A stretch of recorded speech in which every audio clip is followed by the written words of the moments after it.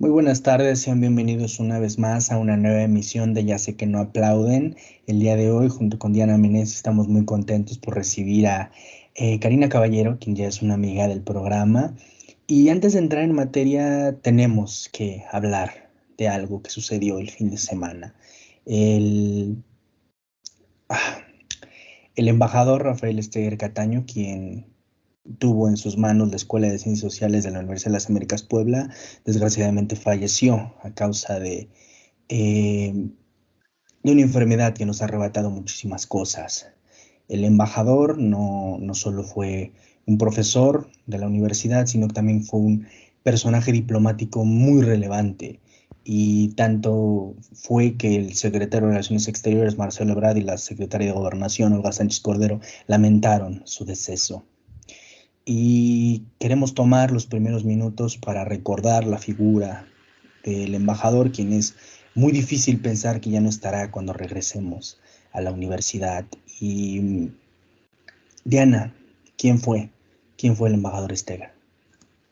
Hola Alexis, hola Cari. Bueno, el embajador Steger, más allá del personaje que fue para la Secretaría de Relaciones Exteriores, para la representación del país, creo que a muchos de nosotros como estudiantes, egresados, y además nos deja un amigo, ¿no? Nos despedimos de un amigo, nos despedimos de un profesor maravilloso, de, de un ejemplo a seguir, no solamente como profesionista, como persona.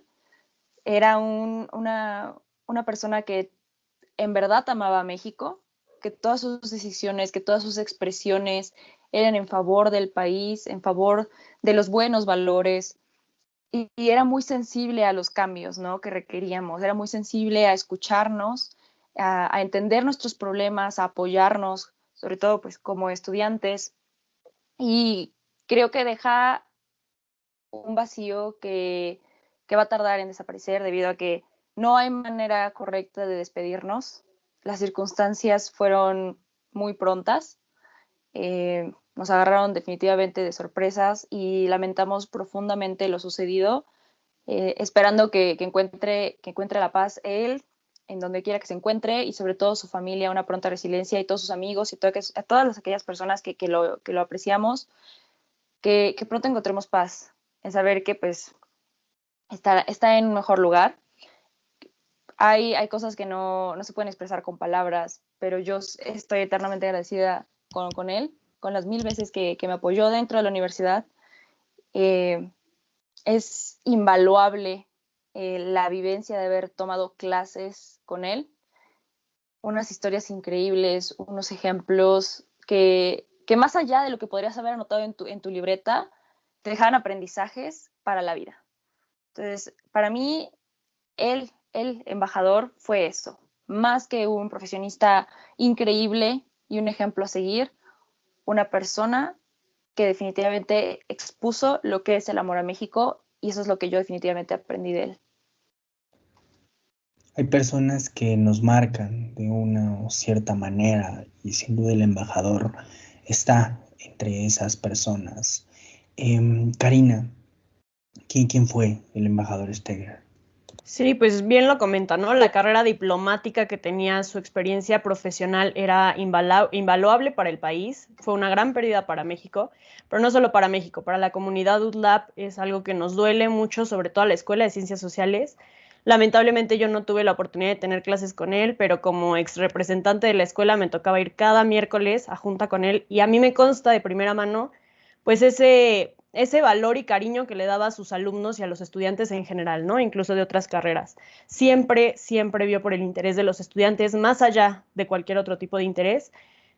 Lo digo de viva voz porque me tocó vivirlo, como cada inquietud que venía, aunque fuera la más mínima, él veía qué podía hacer y qué estaba dentro de sus manos para poder darle pues una solución y sobre todo siempre apoyando al aprendizaje constante de sus alumnos y de los estudiantes de la Escuela de Ciencias Sociales. Entonces, pues es una pérdida que nos dolió a toda la comunidad, nos sigue doliendo, pero que definitivamente creo que marcó el rumbo de cada alumno que pudo interactuar con él, porque siempre fue un ejemplo a seguir, les digo, sí en la parte académica y profesional, pero sobre todo en la calidad de humana que era el embajador Rafael Steger. Entonces, pues igual les envío un abrazo a todos los familiares y seres queridos y pues la pronta resignación también de la comunidad UTLAP, porque definitivo fue una pérdida fuerte.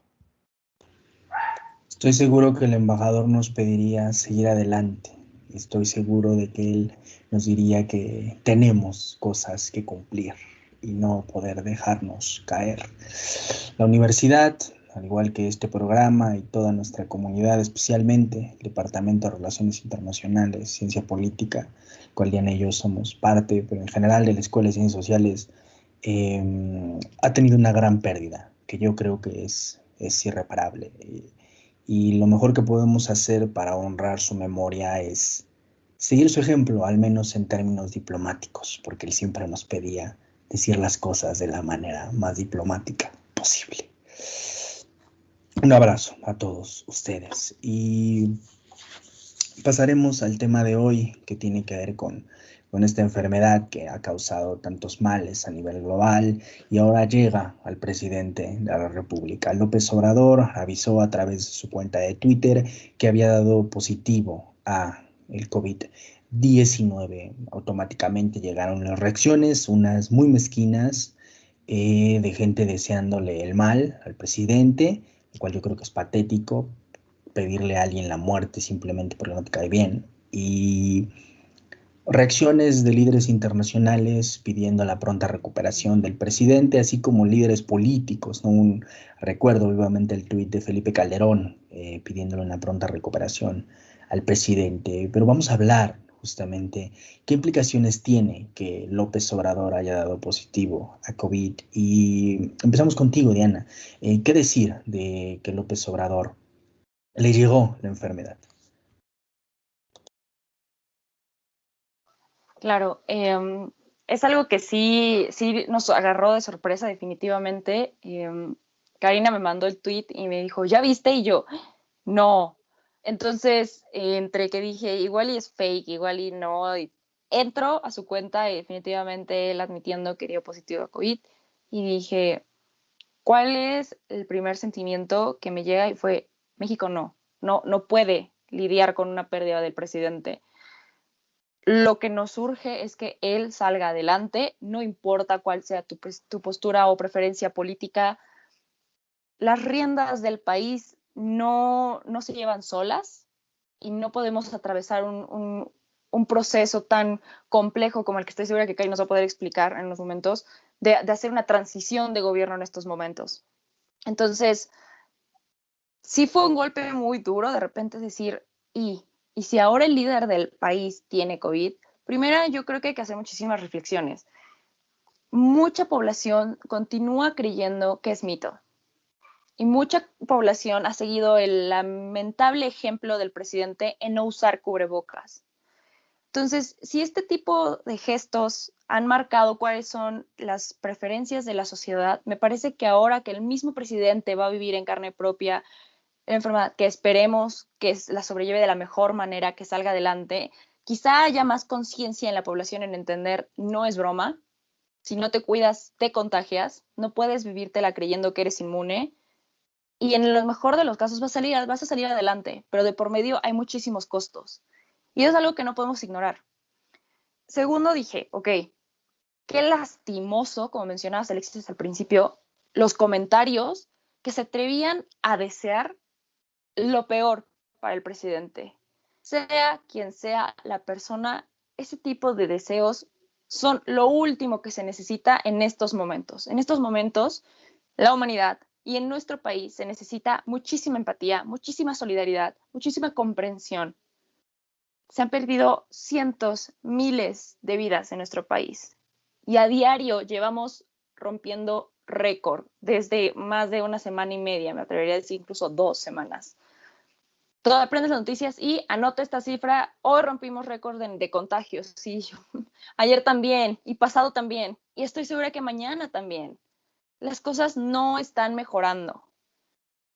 Y es muy cansado tener que lidiar con las 1000 noticias y de repente las veces que tienes que salir, ver la realidad y darte cuenta que el mundo ya no sigue en un stop. El mundo ya dejó la congeladora y el mundo está tratando de seguir su curso, pero la enfermedad está atrás, o más bien, adelante de nosotros. Entonces, es muy abrumador entender lo que puede seguir o sea, lo que puede provocar esta enfermedad en la vida del presidente y en la vida de cientos de mexicanos y en general, ¿no? Entonces, sí creo que es preocupante, muy preocupante, y siendo críticos hay que hacer una reflexión del por qué el presidente tiene COVID-19. No lo agarró nada más porque sí, o sea, no lo agarró a conciencia de que tomó todas sus precauciones. Lo agarró después de haber tenido giras, reuniones, de no usar el cubrebocas, de no guardar sana distancia, de hacer todo lo opuesto a lo que se nos sugiere constantemente. Esas son las consecuencias. Tener COVID. Y esperemos lo mejor. Esperemos de verdad lo mejor. México no está para un AMLO menos. No me importa cuáles sean tus preferencias políticas. Necesitamos que el presidente se recupere y se recupere pronto. Lo dices con todas sus letras, necesitamos que se recupere ya. No me imagino un mundo en este contexto sin López Obrador. Su pérdida sería catastrófica, no solo en términos legales y políticos, sino en términos sociales. O sea, el apoyo popular que tiene es bestial y tenemos experiencia en Puebla cuando falleció la gobernadora Marta Erika Alonso, que llevaba 10 días en el cargo, y su marido, el entonces senador Moreno Valle. Se reveló una encuesta de que hay una muy buena parte de los poblanos que creen que están vivos y otra muy buena parte de los poblanos que creen que los mataron. Entonces, estamos ante un hecho de que fue un accidente, fue una irresponsabilidad de revisión técnica, lo que prácticamente se llevó las vidas de este matrimonio y otras personas a bordo del helicóptero. Sin embargo, la gente decide creer lo que quiere creer y decide creer en conspiraciones, porque a veces las respuestas sencillas no son las que todo el mundo quiere creer. A veces las respuestas sencillas son tan sencillas que no te convence. Prefieres creer en conspiraciones gigantes y en estados profundos y que la Tierra es plana y cosas ridículamente absurdas. Y si el presidente le llega a pasar algo, vamos a ver venir eso. Pero no solo por eso le deseamos el bien al presidente y por la posición que tiene, sino porque no le podemos hacer el mal a nadie, de entrada, sin importar las creencias políticas que tenga o el daño público que haya hecho. Entonces, Karina, pasamos contigo tus primeras reacciones de la noticia de que López Obrador dio positivo a COVID. Sí, me uno definitivo a este sentimiento y este deseo de pronta recuperación del presidente. Hace unos minutos hablábamos del embajador Rafael y cómo él siempre enseñaba este tema de la diplomacia, el ser diplomático y los valores humanos, ¿no? Más allá de tu ideología, de tu creencia política, etcétera, somos humanidad y este es un virus que nos está atacando a todos, que no está distinguiendo por puesto, que no está distinguiendo por clase, que no está distinguiendo por origen, no está distinguiendo absolutamente nada. Está arrasando con cada ser humano que se exponga e incluso aquellos que no se exponen. Entonces, creo que hay que ser solidarios con absolutamente todos, incluso aquellos que a lo mejor no nos caigan bien y a lo mejor tengamos muchas diferencias, porque definitivamente es abiertamente conocido que no apoyo las decisiones del presidente. Sin embargo, hay que separar esas decisiones políticas de lo que es una vida humana. Y como decías, Alexis, este tema de las conspiraciones, a veces lo simple no basta, creer en lo simple no basta, o a lo mejor lo simple es tan abrumador que preferimos crearnos mil historias, ¿no? El hecho de darte cuenta que es una realidad que hay un virus matando a la gente en una semana, de que las personas se contagian, lamentablemente, a veces llega a ser bastante abrumador y preferimos voltear a otro lado, ¿no? Y entonces mejor vemos conspiraciones y nos hacemos mil ideas de ciencia ficción y algo para hacer una forma de rechazo a esta realidad. Entonces, más allá de, insisto, de las decisiones políticas que pueda tener Andrés Manuel López Obrador, me uno a este deseo de pronta recuperación y de rechazo a los comentarios que buscan, pues, eso, ¿no? O sea, que le desean el mal, que le desean un terrible final, porque insisto, además de ser humano, pues 100% no sería bueno para México, sería un caos total. Incluso la oposición, representando estos mismos valores políticos, pues se unieron a desearle la pronta recuperación. Oposición política, oposición en medios, cualquiera que fuera este perfil que constantemente está en pelea con el presidente, se unió al deseo de recuperación.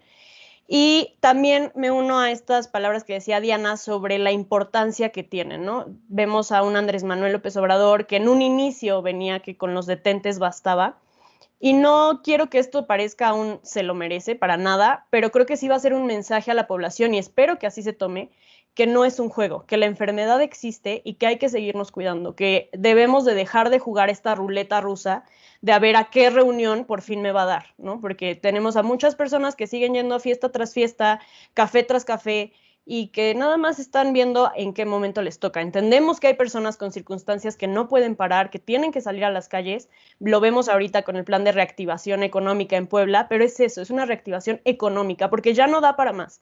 Pero no, eso no implica que tú puedas salir a exponerte, porque eso, lejos de ayudar a la economía, sigue pues colapsando este sistema de salud que ya no puede más, el sistema pues del país y tampoco internacionalmente. O sea, insisto, es algo que está en todos lados y en todas partes estamos en las mismas, pues en la misma característica. Entonces, pues sí, eso es lo que opino de este tema. Tocas varios puntos sobre el tema de la conspiración, porque yo traje a la mesa el tema de la conspiración porque ya entraron conspiraciones sobre la noticia, ¿no? Grupos de derecha diciendo que no es cierto, que no está enfermo, que solo es una campaña publicitaria, y grupos absurdos diciendo que el presidente fue contagiado.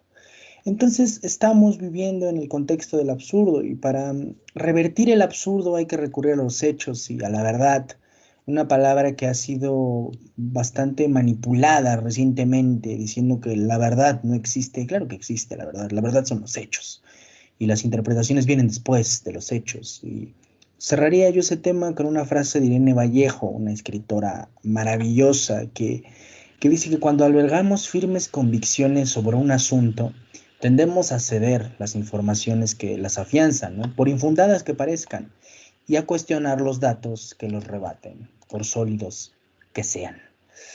Hay que trascender a eso, hay que trascender a nuestras propias convicciones y a reconocer que incluso nuestras convicciones pueden estar mal. Y para no entrar más al tema del observador, lo cerraré diciendo que hay que desearle lo mejor al presidente y ojalá la próxima semana, cuando estemos aquí o dentro de 2 semanas, ya hablemos de alguna cosa absurda que haya dicho el presidente en alguna mañanera y que la vida política nacional retome su rumbo. Sin embargo, paso rápidamente a un tema que yo lo platiqué con ustedes, es importante y no se tiene que ignorar. Las redes sociales se incendiaron después de que Nat Campos, una youtuber que lleva en el medio muchísimos años, denunció el abuso sexual de uno de sus compañeros del medio llamado Rix. Y esto provocó muchísima fuerza, muchísimos debates, pero sobre todo muchísimos testimonios de otras mujeres compartiendo sus experiencias y sus vivencias. Nada más antes de cederle la palabra a ustedes dos, recuerdo que en un debate académico nos pedían decir que viéramos el tema con neutralidad, ¿no? Y yo simplemente respondía que la neutralidad no existe, porque nuestros contextos son demasiado diferentes. Si yo salgo en la noche, yo puedo temer que me roben, pero nunca voy a temer que me violen. Eso es algo monumental, de lo cual a nosotros los hombres no nos permitirá entender, por más que lo intentemos, pero sobre todo sentir lo que las mujeres sienten. Y con esto te cedo la palabra, Diana, y después a Cari, para abordar un tema que, como ustedes saben, no podemos ignorar. Sí, creo que una vez más en las redes vimos muchísima denuncia de múltiples mujeres, primero exigiendo justicia para Nat, que no haya impunidad para Rix, y tercero incluso compartiendo propias experiencias. Un tema súper sensible, sobre todo en la actualidad, ¿no? Y otras posturas más poco deseables, poco sensibles, poco empáticas, que se atrevían a defender y a justificar lo injustificable, que se atrevían a exigir pruebas como si de la fiscalía se tratara. Y creo que ahí es donde nos tenemos que detener a entender que una víctima denuncia no cuando quiere, cuando puede. Después de todo el trauma que significa haber pasado por un abuso, sea a la escala que sea, pero hablamos de un abuso sexual, hay muchísimo que considerar y entender para poder ser sensibles ante lo que una denuncia significa. Y con esto me refiero a, en la sociedad continúa un estigma grandísimo y lamentable en torno de quién fue la culpa y por qué fue culpa de la víctima. Siempre, siempre y lastimosamente. No hay entendimiento de lo que significa un abuso en la vida de una persona. Y todavía pretenden, y hubo muchísimos comentarios, incluso de otros famosos, diciendo, pero es que Rix también le está pasando mal, porque lo están señalando. A ver, no. La vida que se arruinó no fue la de Rix. Él dejará de tener patrocinios y ya está. Él no duerme con miedo. Así de sencillo. Él no tuvo que llorar quién sabe cuántas noches para tratar de flexionar lo que le acaba de suceder. Y ojo, que esto lo sabemos y se volvió viral porque hablamos de personajes famosos. Sucede todo el tiempo, todos los días en la vida cotidiana de las personas, sobre todo de las mujeres. Entender eso nos debe abrir la puerta para poder reflexionar, a ver, ¿qué está sucediendo en nuestro país, en el mundo, sobre todo en nuestro país? Para que no podamos empatizar, para que nos atrevamos a defender a violadores, porque así es como se llaman. ¿Qué es lo que sucede? ¿Qué hay detrás? Hay una cultura de violación que hemos permitido, que se ha engrandecido, que está súper normalizada. Por aquí hay memes, por aquí hay chistes, por aquí hay de todo tratando de suavizar lo que una violación significa.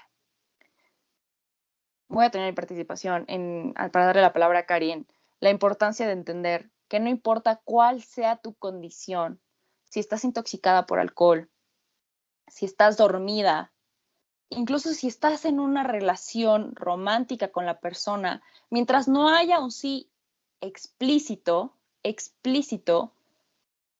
nadie puede tocarte. Y al hacerlo, está violentándote. Sí, definitivo, me uno a este tema. Mencionamos, Nat Campos es una de tantas mujeres que han sido víctimas, Rix es uno de tantos hombres que han abusado de mujeres inconscientes, de tantos hombres que han traspasado esa intimidad y afectado la dignidad de la otra persona. Y este no es el caso únicamente de Nat Campos. Sí pedimos justicia para ella, sí esperemos que se esclarezcan los hechos, sobre todo para que pues Rix tenga el seguimiento que debe de tener en contra pues de sus actos, pero también para todas las mujeres que han sido violentadas. Y nada más dando respuesta a cuestiones que de repente escucho, de repente veo, de repente leo. ¿Por qué denunció hasta ahorita si eso pasó hace años? El abuso y la violación no es algo nuevo. La concientización al respecto sí es nueva. Porque antes y todavía hasta la fecha, pero antes más, era muy difícil darte cuenta de lo que estaba sucediendo, porque era un tema que no se hablaba, era un tema que se seguía barriendo abajo de la alfombra, ¿no? Que se sigue haciendo, pero mucho más antes. Entonces, es un proceso que tenemos que entender de las víctimas que han sufrido abuso, violación, violencia física, acoso y cualquier otra forma de expresión de violencia de los hombres hacia las mujeres. Un proceso en el que la víctima necesita entender lo que ha vivido, no lo comprende de buenas a primeras. Y ella lo menciona en su video, ¿no? Nat dice, yo desperté y no sabía qué había pasado. Tenía vagos recuerdos, pero no entendía qué pasaba. Esto es muy importante de entender para no acusar a las víctimas dentro de nuestras opiniones y demás. Es muy difícil salir adelante, es muy difícil agarrar un micrófono y denunciar lo que estaba pasando. Y lo vemos, lo decías ahorita tú, Diana, de cuántas mujeres se unieron a los testimonios y dijeron, a mí también me pasó, porque son mujeres que reviven el recuerdo, que se dan cuenta que lo que traían no es una locura que se les inventó, que lo que a lo mejor cada noche les atormenta no es algo que se imaginaron por locas, entre comillas, ¿no? Que muchas veces llegan a señalarlas de esta manera, sino que es algo que se vive diario y que muchas mujeres son víctimas. Entonces, hasta que no ven un testimonio, hasta que no ven la fortaleza de que tienen una red de apoyo, no se atreven a alzar la voz. Esto es muy, muy importante. El otro punto que comentabas respecto a que no importa si bajo qué influencia estés, de qué sustancia, etcétera, totalmente de acuerdo, no es no. Y si no hay un sí, no es, o sea, sigue siendo un no. Incluso si hay un sí y luego se convierte en un no, sigue siendo un no. Esto es muy importante que se entienda, el consentimiento de las personas para tener una relación sexual. Y también no solo el consentimiento, el deseo, que ese es un tema que muchas veces se pasa por encima. No vamos a entrar más a detalle, pero nada más por mencionar, cuando hablamos, por ejemplo, de prostitución, trata de personas, etcétera, dejan de lado este deseo. No es solamente el consentimiento, sino también el deseo. Y bueno, pues ya entrando un poquito en la materia jurídica, yo comentaba que tristemente hay muchos casos de jueces que han resuelto que no se trata de un abuso o de una violación porque la mujer o la víctima no puso resistencia en el acto sexual. La razón por la que no pusieron resistencia es porque estaban bajo influencia de drogas, alcohol, etc. Pero obviamente los jueces, tristemente, sobre todo jueces muy, muy antiguos y demás, no estaban educados bajo una perspectiva de género. Entonces era como, ok, pues estás inconsciente, entonces no pusiste resistencia, entonces no hay una violación, no te resististe. Gracias, afortunadamente, al trabajo que han hecho los colectivos feministas, pues poco a poco se han ido reformulando estas leyes y la perspectiva de género en los juzgados y demás, pero sigue habiendo mucho trabajo por hacer. Simplemente el caso de Dafne, un caso también muy emblemático, muy, muy fuerte. La sentencia fue por el mismo camino, ¿no? Porque no se podía probar una lesividad por parte del violador. Y son términos súper complicados de probar y sobre todo en una sociedad que no está todavía dispuesta a ese cambio, ¿no? Y con eso finalizo esta participación, refiriéndome a que hay cosas que el derecho no va a abarcar, porque hay cosas muy difíciles. Por más que queramos abarcar todas las circunstancias, hay cosas que las leyes no van a lograr abarcarlas. Y ahí es donde entra la cultura social y ahí es donde entra la educación en colectivo, que todas y todos estamos obligadas a hacer. Cuando escuchamos un mal chiste, cuando escuchamos una apología de la violación, cuando escuchamos estas expresiones, es el momento de que nosotros intervengamos, porque ahí es donde empieza el cambio social. Terminas con el tema de la apología de la violación y traigo a colación algo que tú misma dijiste, Diana, sobre el tema de consumir el contenido de estos violentadores, y con eso me gustaría que volverías a tomar la palabra, ¿no? ¿Hasta qué punto el silencio de quienes rodean a estos violentadores es una complicidad y no simplemente silencio?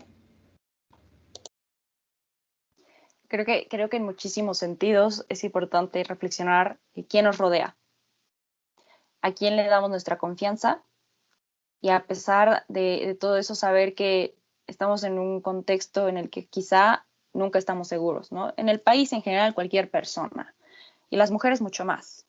Las últimas estadísticas son 11 mujeres diarias, ¿no? El año pasado hablábamos de 10, 11, mayoritariamente 10, ¿no? Y de repente ya dijeron, no, sí, la cifra es 11 y muy probablemente va a ir a 12 porque las cosas no están yendo mejor. Entonces, como mencionaba bien Karina, es un asunto de cambio social y el cambio se empieza a incidir desde nuestro círculo más cercano, el más pequeñito, así sea tu cena con mamá, tu cena con papá, tu videollamada con tus amigos. Ese es tu círculo, este es tu medio de impacto. Pero todo lo que te rodea, todo lo que consumes, productos, llámese ropa, accesorios, contenido audiovisual, y esto es incluyendo influencers, youtubers y demás, todo esto te construye y tú construyes. Tus preferencias le dan favoritismo a esta producción de elementos, ¿no? Que ya mencioné. Entonces, ¿qué sucede cuando llega fulanito, en este caso fue Rix, y de repente resulta ser un abusador? No resulta ser solamente una persona muy famosa, resulta ser una persona muy famosa que además es un violador. Es un violador famoso, con una plataforma enorme, enorme, con un impacto de alrededor de, en Instagram la última vez que vi tenía 1.9 millones de personas que lo seguían. Eso es muchísimo. Él en las mañanas, en la tarde, a la hora que quieras, sube una story diciendo, me encantan los hot dogs, y al rato todo el mundo dice, voy a comer hot dog, porque a Rix, el chavo al que yo más admiro, el que me encanta su contenido y todo, comí hot dog hoy. ¿Sabes qué? Se me antojó. Es algo muy absurdo el ejemplo que acabo de dar, sí. Pero ¿qué pasa cuando esta misma influencia la tiene en aspectos muchísimo más relevantes de nuestras vidas, como minimizar un crimen que es la violación? Entonces, lo que sucede cuando las personas no toman una postura de decir, y yo no me quiero involucrar, y no porque lo conozcas, yo no quiero sumarme a aportarle, a ensanchar sus bolsillos con mi like, eso marca la diferencia. Eso marca un rechazo y una condena ante lo que hizo. Y sucede todo el tiempo.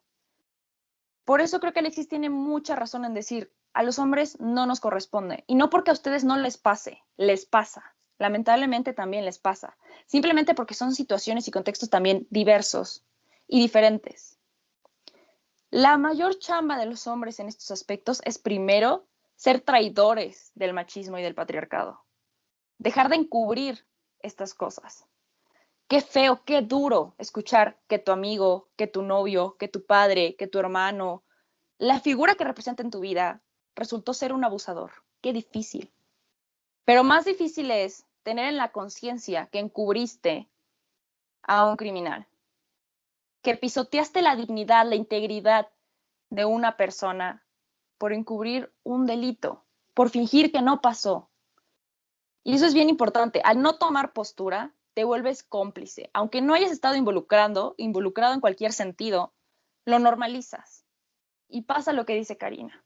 Se ve en la sociedad como una cosa cualquiera, nadie se detiene a cuestionar por qué continuamos con este problema y por qué no lo detenemos. Todo el mundo lo ve normal y lo encuentra justificable. Es increíble que en medios de comunicación digan, ajá, a ver, pero ¿qué hizo Nat para esto? ¿Por qué se lo ganó? ¿Por qué se lo merecía? ¿Por qué? Y te detienes a pensar y dices, ¿cuántas veces no yo salí de fiesta? Haya hecho lo que haya hecho, a mí nadie me tiene que matar. Sean las 2 de la mañana, sean las 10 de la mañana, sean las 5 de la tarde. A mí nadie me tiene que tocar. Esté en traje de baño, esté con mi uniforme, esté como sea que esté. Tus derechos terminan contigo, así, literalmente, así. No puedes transgredir los de otra persona. No puedes darte el lujo de creer que tienes el poder sobre otra persona. Y el sistema que ha promovido que las mujeres seamos objetos, incluso menos que objetos. Los varones y varias mujeres que han continuado con esta idea de se lo ganó, lo buscó, entre otras cosas, son parte del problema. Entonces yo nada más los invito a que de repente le echen un ojo a sus redes sociales. ¿De quién aprenden? ¿A quién consumen? ¿Qué consumen? ¿Qué contenido?